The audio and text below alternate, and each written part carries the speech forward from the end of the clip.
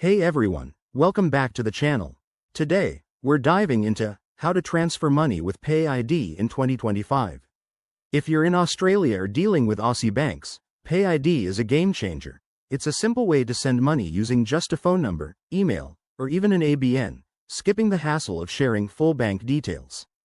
This updated guide for 2025 includes some new features for even smoother transactions, so let's get right into it.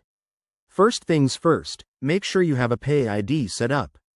If you haven't already, log into your banking app or website. Most major banks like Commonwealth, NAB, or ANZ support it. Go to the PayID section and verify yours if needed. It's quick and ensures your transfers are secure. Now, step 1. Open your bank's mobile app or online portal.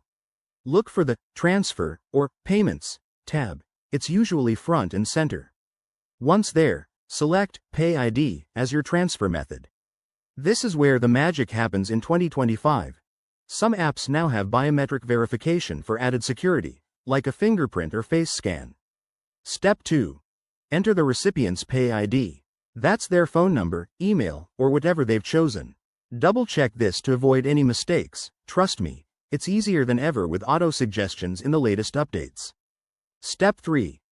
Input the amount you want to transfer and add any reference notes, like rent payment or gift. Keep an eye on any fees. In 2025, most transfers are free for everyday use, but larger amounts might have a small charge. Step 4. Review everything on the confirmation screen. This is crucial. Make sure the details are spot on. Hit confirm, and you're done. The money should arrive almost instantly, depending on the banks involved. A few quick tips.